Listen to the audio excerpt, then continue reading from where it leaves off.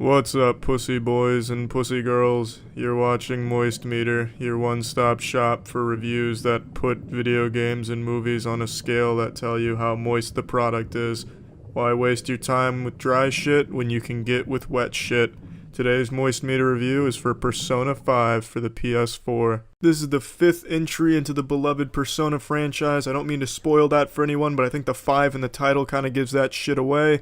It's developed by P Studio and Atlus. It's a turn-based JRPG/social simulator. So this is great for people out there that want to do fun things with fun friends but don't want to go outside to make fun friends or do fun things. You can make fun friends and do fun things from the comfort of your own home on this game with people that don't actually exist. Now there's really no carryover with the previous Personas into this game, so anyone can pick up and play this game and not be lost as to what's going on. And just like I did with Ghost in the Shell, I'm not going to be comparing this game to the other ones. I'm just going to review this as a completely standalone experience.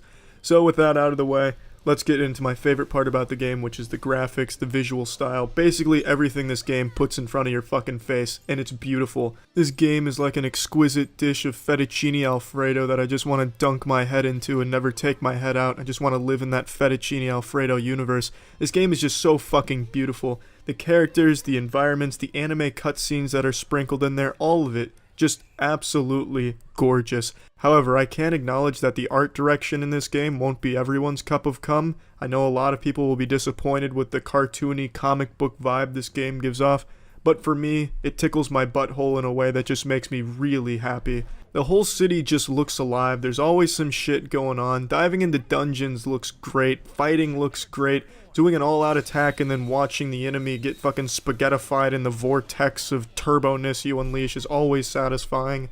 I just really enjoyed everything about the visual style. Now let's talk about the gameplay here. The game's going to take you about 80 hours to complete, at bare minimum. There's just so much to do in this game, and it's divided into two big parts. Part of it is going to be dungeon crawling, where you're diving into the hearts of corrupted adults to try and make them realize how bad they are as people, so that way they'll confess their crimes and be a better person. And then the other half is just being a good student and a good friend, balancing studying with hanging out with your bros to going on dates and still coming home and having time to masturbate. Juggling all of that, I know doesn't sound like a fun gameplay mechanic, just being a good Japanese high school student, but trust me, it's actually a lot more fun than you think. Now, for about the first 8 hours, the game was really boring to me. There wasn't a whole lot of combat. It was just me studying for school, learning about shit in class, being called a weird outsider. If I wanted that, I could just go outside right now myself.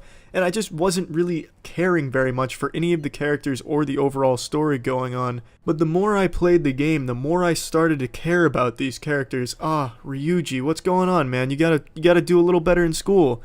I'm rooting for you, They started to become like my best fucking friends. I'd start blowing off my real life friends. Oh no, sorry guys, I can't go out to happy hour at the bar today. I've already made plans to go see a movie with Takamaki-san. No, I'm sorry guys, I can't go out tomorrow either. I got plans for the whole week. I've got my Japanese college entrance exams coming up. I also have part-time work at the beef bowl shop because my proficiency's kind of low and I need a little extra money. Really, I just got a lot going on, guys. I'll be seeing you in a couple weeks when I finally beat this fucking game.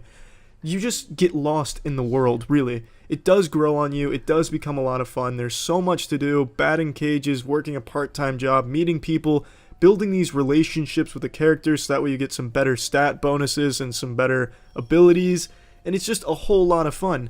But the best part about the game is definitely the dungeon crawling and the combat. I'm a big fan of turn-based combat, I always have been, and they do a really good job in this game. You get to fight with personas that have a little special abilities to them. You can also mix and match other personas, combine them, and make better ones and capture new ones. When you defeat an enemy, you can sometimes hold them up for extra money or items, or even capture them like a really shitty and very kind of nice kidnapper. And it's really just a lot of fun. The gameplay in this game, both the social simulation aspect and the actual doing shit aspect, combat aspect, is fucking beautifully blended. It's great. I enjoyed both very, very much. Now the next big thing I want to talk about is the story here. I'm going to say I didn't feel the overall story was that interesting. It wasn't bad by any stretch of imagination, but it wasn't amazing either. It was good. It got everything going. I got to meet a lot of cool people and everything, but I don't think the overall plot that drove the main story was that great. Although I did like it, I'm just not going to say it's mind-blowing or anything superb. But what I did find to be the strongest part about the game was the writing. All of the side stories, all of the characters were so well written. All of the extra things you could learn from just overhearing conversations or working or meeting someone that works in like the alleyway selling used condoms, all of that was beautiful. You could meet like a wizard operating the glory hole in your local bathroom, and you might uncover some incredible conspiracy about the reptilian humanoids or something. There was just always, it felt like everything had a big purpose. Everything just felt real. It felt like there were actual repercussions and actual things going on. And I guess the best thing to say about the writing is it makes you feel like you're in the world and that the people there exist and feel a certain way. The writing was just some of the best I think I've seen in a game in a long time. And to complement the great writing was some overall really good voice acting. There wasn't anything too overly bad or too overly cheesy or overdone. Everything just felt natural. It felt good. Felt like the characters' voices matched them, the performances were delivered great, you could feel the emotions. So, you left your hometown and you're living here now, huh? No complaints there. Spot on, some solid shit. The only issue I took in the overall writing and everything was the main character doesn't talk. You tell him what options to choose from, but most of the options are pretty similar to each other. Doesn't really matter what you choose, you're gonna get the same response from the characters.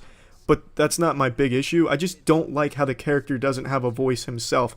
He'll say one or two stray lines every now and then, but he doesn't talk to the other characters, and I just don't like that. That's a personal preference. I know a lot of JRPGs do that with the main character, but I'm just not a fan of that. He just reminds me of myself when I was at a really awkward stage in my life where I thought being mysterious and not talking a whole lot to people was cool, and I'd want to carry around a deck of cards so I could spontaneously do magic tricks to impress girls and get their phone number.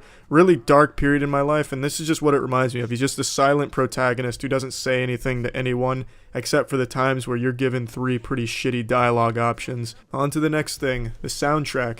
The soundtrack was solid. It was good. A lot of smooth jazz, some little rock orchestra. It never really got boring or annoying, never got tired of it.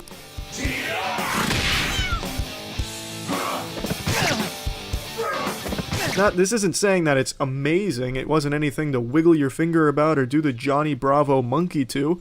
But it was good, and people are going to like it. I thought there was really nothing wrong with it. The sound effects in the game were good. Some of the characters sounded very similar to each other, but with so many characters having voiced lines, it's no surprise. You can't exactly find 5,000 voice actors to do 10,000 lines. You're going to get a lot of the same sounding shit because you're going to reuse voice actors to save some money to only read 1 or 2 lines in a different voice. But one of the big complaints, though, for this department is I just didn't like how almost every single one of the corrupted adults sounded exactly the same. There's really no distinguishing between them because their voices were almost exactly the same, because they used the same effect. But that's not a big deal. I don't think it makes the game unplayable or unenjoyable. I'm not going to dock 70 points off of the moist meter for this one. I'm not going to say this game has psoriasis just because a lot of the villains and a lot of the characters sound exactly the same. Now overall, I think this game is absolutely great.